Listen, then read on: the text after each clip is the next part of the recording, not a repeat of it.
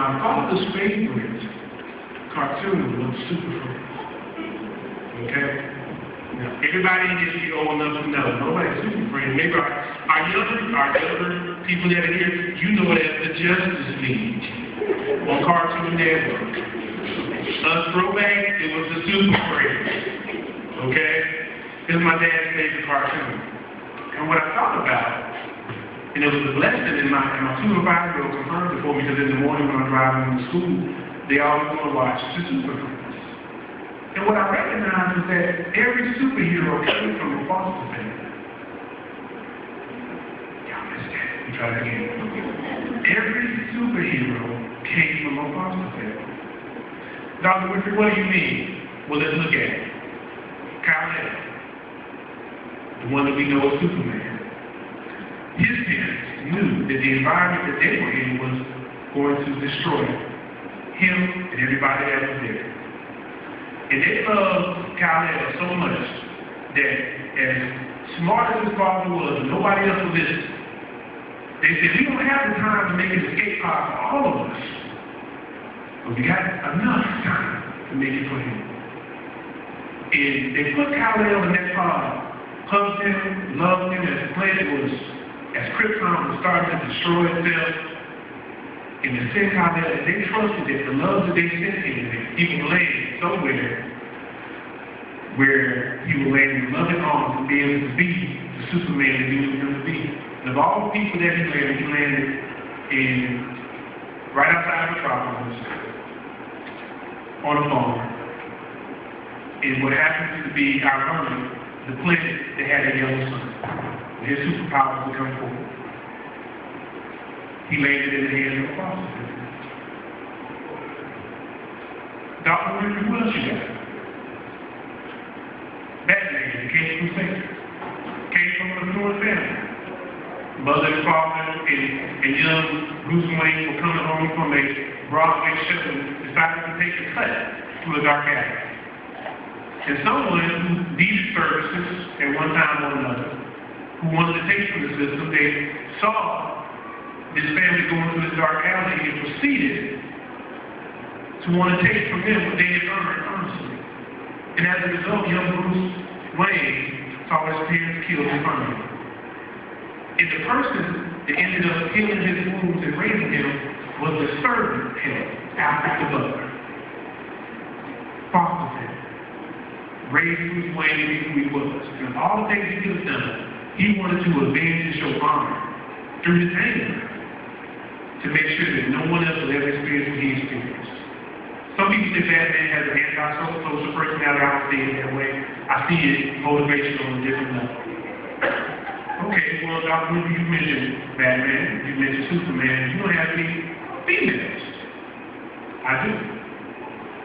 The princess from the Amazon Island, Wonder Woman, came from a single-parent home. She came from a family of women. There's no mention, and I believe me, I will get in front of you and say this, if I took back to that literature mark. There's no mention of Wonder Woman's father. There was no father in her life. And her mother knew that that was limiting to her, so she wanted to send Diane out into the world to learn and to fight for man's rights and to fight for all men's rights, male and female. That's how we got to do it. And one more, Mr. Peter Parker, your friendly neighborhood Spider-Man, raised by Uncle Ben and Aunt May.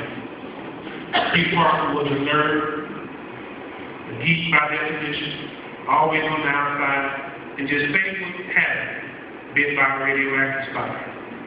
And even once he realized the power, he was still fumbling around with it, still didn't really know what to do with it.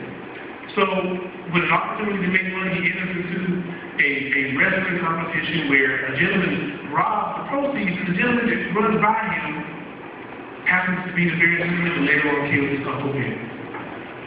And carrying the crucible and the cross for that time, if I would have intervened, if I would have said something, if I would have stopped him, my Uncle Ben would be here. And because I didn't, I'll spend the rest of my life utilizing these gifts for good. And that's how we got our friendly neighborhood side. So as I was thinking about that, I said, I went to my boy's room because I had stuff that I could represent in terms of everything we spoke about. So my boys got to bring their stuff back, so I made sure I did it back. So, in conclusion with everything that I've said, that I leave you this evening, we have Superman's shield to the clock. I leave you with Superman's shield to be able to deflect negativity, to be able to withstand all the things that society will throw your way as far as the cause and the fight that you have and the good that you do. And the fact that we have our S1 clock means we still have time to save our generations. The fact that you're here, you can hear my words, means we still have an opportunity to make sure that you leave this earth in a better condition than how we found it. So I leave you with Superman first. But also, I leave you with Batman's utility belt. Now, Batman didn't have any superpowers, but he made sure that his body was so in tune to the environment and so well developed that he was going to push himself to the utmost limits of man. And some of us, without telling our age, Batman always had every answer in his utility belt. And I leave you with Batman's utility belt when you go back to your job, when you go to your home this evening, that the tools that you've learned in life, that you'll be able to bless someone else's life, to bless a child's life, and to also leave this earth in a better condition than how you found it. So I leave you Batman's utility belt. My 2-year-old, we had to fight and negotiate with this. Spider-Man's book bag. I leave you with Spider-Man's book bag, and it's open and it's empty because in your position, what you do as parents and what you do as providers, what you do as caretakers, to carry the weight and the obligation of the generations to come. I leave you with Spider-Man's agility. He was always able to find a way to get out of the situation. And I leave you with his spider sense. He always followed his gut. And he always had the premeditated awareness that something here isn't just quite right.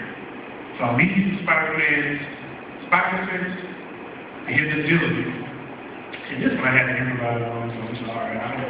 My daughter was like 13 and she didn't have any Wonder Woman stuff anymore. But Wonder Woman had a lasso of truth. And it was said that it was blessed by God. Whoever was in its midst, whoever was surrounded couldn't tell a lie. In all things you do, be honest. To the children that you service, to those that you supervise, to those that supervise you. Because without truth, we have nothing. Be transparent with the children that you work with your own children. Because the one thing that I can tell you is that by adhering to the lasso of truth, when I work with children, by being transparent with them, it changes their life because you're saying that here are my discrepancies in my life, and yet still I'm here, and yet still I'm achieving. If I've done these things, then there's no excuse for you because I've shared with you my story. So I leave with you Wonder Woman's lasso of truth. So, I thank you all for your time. That's fine.